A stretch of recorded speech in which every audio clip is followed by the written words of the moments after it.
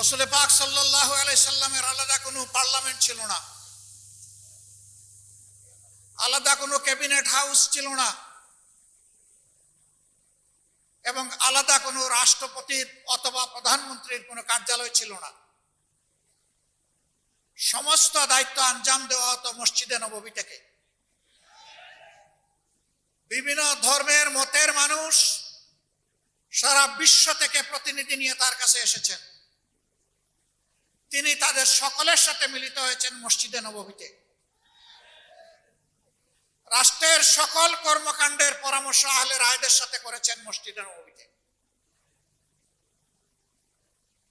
যুগের যতটুকু সময় মসজিদে নববী এবং মসজিদগুলোকে মর্যাদা দিয়ে চলেছে, আর এই মসজিদ কেন্দ্রিক যে সমাজটা দুনিয়ার যে অঞ্চলে ছিল, সেই সমাজই ছিল বিশ্বের ভালো সমাজ।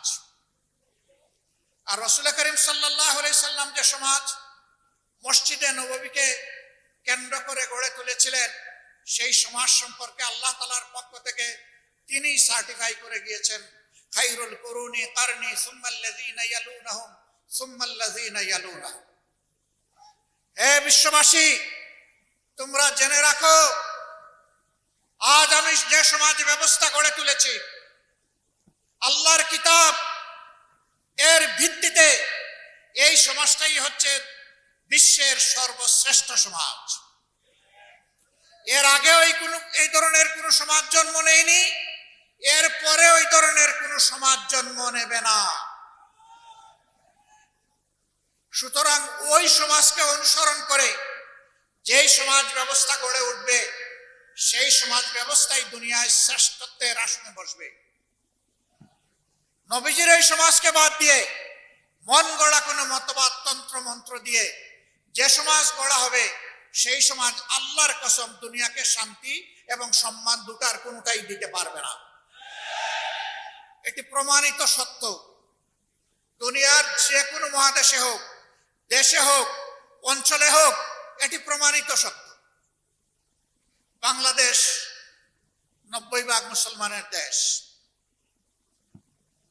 এদেশের 90% মুসলমান আল্লাহর উপর ঈমান রাখে, আল্লাহর কোরআনকে মানে, নবী করিম সাল্লাল্লাহু আলাইহি সাল্লামকে শেষ পয়গম্বর স্বীকার করে।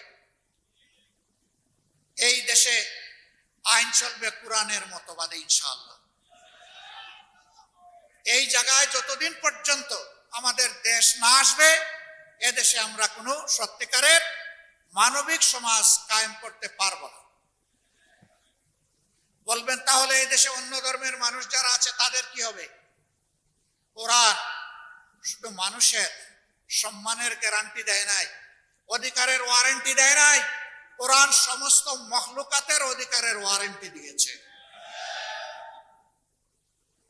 মানুষ তো অবশ্যই,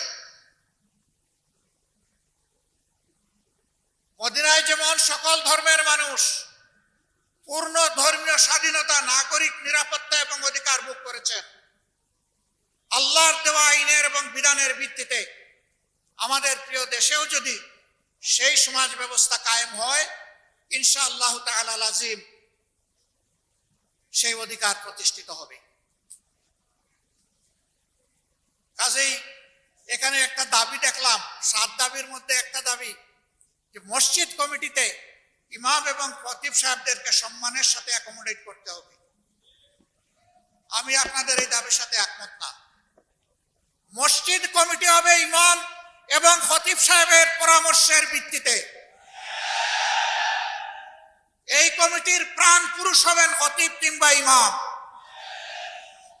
তাকে বাদ দিয়ে নয়, তাকে সহযোগিতা করার জন্য এই কমিটি হবে।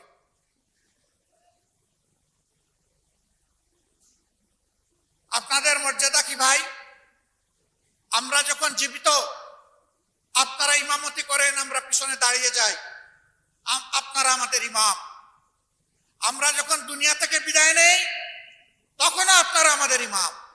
শুধু ব্যতিক্রম এতটুকু, জীবিত অবস্থায় আপনাদের পিছনে দাঁড়াই, আর দুনিয়া থেকে চলে গেলে আমাদের লাশটা সামনে রেখে আপনারা দাঁড়ান। আপনারা হচ্ছেন ইমামুল হাইয়া ওয়াল মাইয়া, হায়াতেও ইমাম, মৌতেও ইমাম। আমরা এই দিক থেকে কলিজার ভিতর থেকে আপনাদের প্রতি আজীবন সম্মান দেখাতে চাই। আমাদের ইমাম এবং খতিব সাহেবরা কারো করুণার পাত্র হবেন এটা আমরা দেখতে চাই। সমাজের ফয়সালা মিম্বর থেকে আসবে ইনশাআল্লাহ, সেই ফয়সালাই মিম্বর মেনে নিবে। হ্যাঁ, খতিব এবং ইমাম সাহেবরাও মানুষ, তারাও ভুলের ঊর্ধ্বে নন, ভুল তো হতেই পারে। ভুল যদি হয় এর সমাধান করতে হবে সম্মানজনক ভাবে। এই সমাধান এইভাবে নয়, আমার পছন্দ হয়নি, আমি দুপুরবেলা জোহরের নামাজের সময় বলে দিলাম যে উনি কিভাবে ইমাম থাকেন আমি দেখে নিব, আসরের নামাজের সময় দেখা গেল উনি আর মেহরাবে নাই। আমাদের ইমাম এবং খতিব সাহেবদের জন্য আমরা এমন ফয়সালা চাই না, এমন ফয়সালা বরদাস্ত করব না।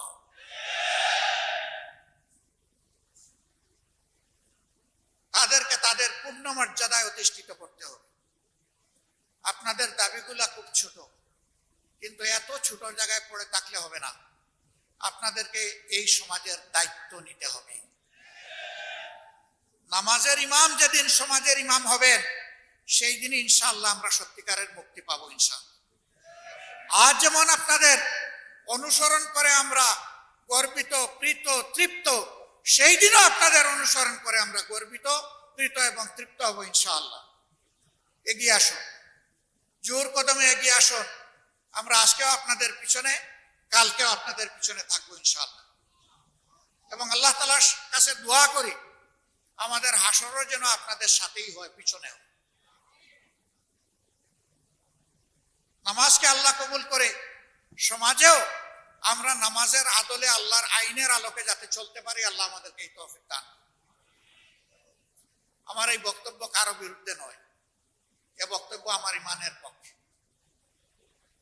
সুতরাং বক্তব্যের বিষয়বস্তু একেবারেই স্পষ্ট।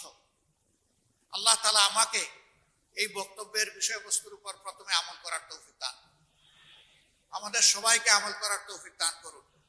বাংলাদেশের সমস্ত মানুষকে আল্লাহ তাআলা আমল করার তৌফিক দান। আপনাদের নেতৃত্বে একটি সোনালী সমাজ আগামীতে তৈরি হবে, সেই প্রত্যাশা ব্যক্ত করে আমার কথা এখানেই শেষ করছি। তার আগে আমাকে এখানে দাওয়াত করে সুযোগ দেওয়ার জন্য মহান রবের প্রতি গভীর কৃতজ্ঞতা আদায় করছি, আপনাদেরও শুকরিয়া আদায় করছি। আসসালামু আলাইকুম ওয়া রাহমাতুল্লাহি ওয়া বারাকাতুহু।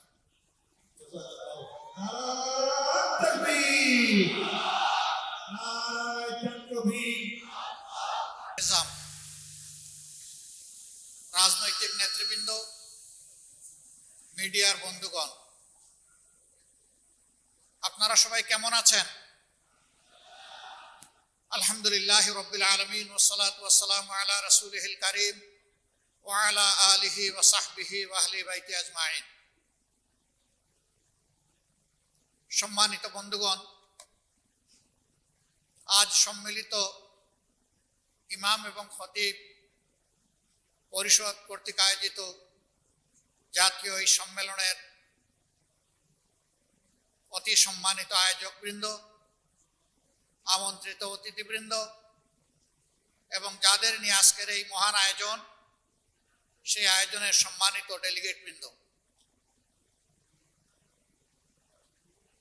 আজকের এই আয়োজনের 7 দফা দাবি আপনারা সামনে নিয়ে এসেছেন।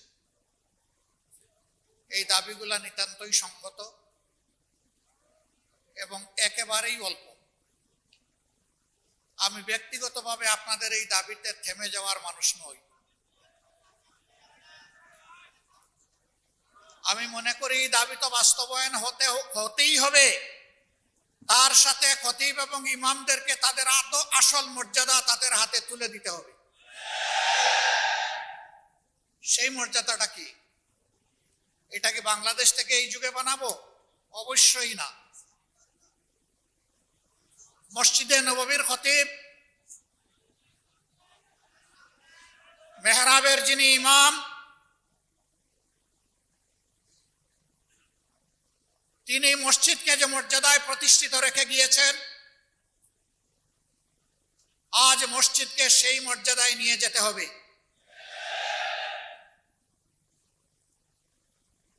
রাসূল করিম সাল্লাল্লাহু আলাইহি ওয়াসাল্লাম আলামিনের পক্ষ থেকে দায়িত্ব পেয়ে মসজিদ গড়েছিলেন এবং মসজিদকে আল্লাহ তাআলার পছন্দ অনুযায়ী মর্যাদায় প্রতিষ্ঠিত করেছিলেন।